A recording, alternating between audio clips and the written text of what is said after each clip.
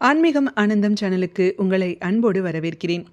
ஆதிசங்கரர் அருளிய சௌந்தரிய லகரியில் 49வது ஸ்லோகத்தையும் அதற்குரிய மகிமையையும் இந்த பதிவில் நாம் பார்க்கலாம்.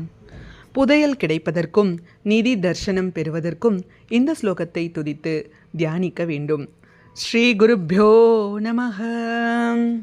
விஷாலா கல்யாணி ஸ்புடருச்சிரயோத்யா குவலயைः கிருபாதாராதாரா கிமபி மதுரா போகவதிகா அவந்தி திருஷ்டிஸ்தே பகுநகர விஸ்தார விஜயா த்ருவம் தத்தன்னாம வியவஹரண யோக்யா விஜயதே. இந்த ஸ்லோகத்திற்குரிய தமிழ் விளக்கத்தை பார்க்கலாம். இப்பூமியில் விஷாலை, கல்யாணி, அயோத்தி, தாரை, மதுரா, போகவதி, அவந்தி, விஜயா ஆகிய 8 நகரங்கள் குறிப்பிடத்தக்க க்ஷேத்திரங்கள் ஆகும். இவ்வாறே தேவியின் கண்ணோக்கும் 8 வகையாக இந்த நகரங்களின் பெயர்களாலேயே வழங்கப்படுகிறது. தேவி தனது திக்விஜய காலத்தில் எந்தெந்த இடங்களில் நின்று எந்தெந்த பார்வையினால் செயல்களை செய்தாலோ அதே பெயர்கள் அந்நகரங்களுக்கும் பொருத்தமாயிருந்தபடியால் அப்பெயர்கள் வழங்கலாயிற்று என கொள்ளலாம்.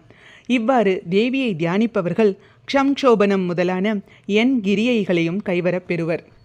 அதாவது, அம்பிகையே, உன் கண்கள் விசாலமாக இருப்பதால் விசாலா என்றும், மங்களகரமானதாக இருப்பதால் கல்யாணி என்றும், இந்தீவர புஷ்பங்களாலும் ஜெயிக்க முடியாத அழகுடையதால் அயோத்தியா என்றும், கருணையினை தாரையாக பொழிய ஆதாரமாக இருப்பதால் தாரா என்றும், வர்ணிக்க முடியாத மாதுரியத்துடன் இருப்பதால் மதுரா என்றும், ஆழ்ந்த உணர்வினை தருவதால் போகவதி என்றும், சகல உலகங்களையும் காப்பதால் அவந்தி என்றும் கூறத்தக்கவாறு அந்த நகரங்களில் விஜயம் செய்து கொண்டு விளங்குகின்றன. புதையல் கிடைப்பதற்கும் நிதி தர்சனம் பெறுவதற்கும் இந்த ஸ்லோகத்தை துதித்து அம்பாளுக்கு நைவேத்தியமாக தேன், வெண்பொங்கல் ஆகியவற்றை படைத்து வழிபட வேண்டும். இதுபோன்ற ஸ்லோகங்களுக்கும் ஆன்மீக விஷயங்களுக்கும் மறக்காம நம்ம சேனலை சப்ஸ்கிரைப் பண்ணிக்கோங்க. நல்லதே நடக்கட்டும், நன்மையை பிறக்கட்டும். நன்றி, வணக்கம்.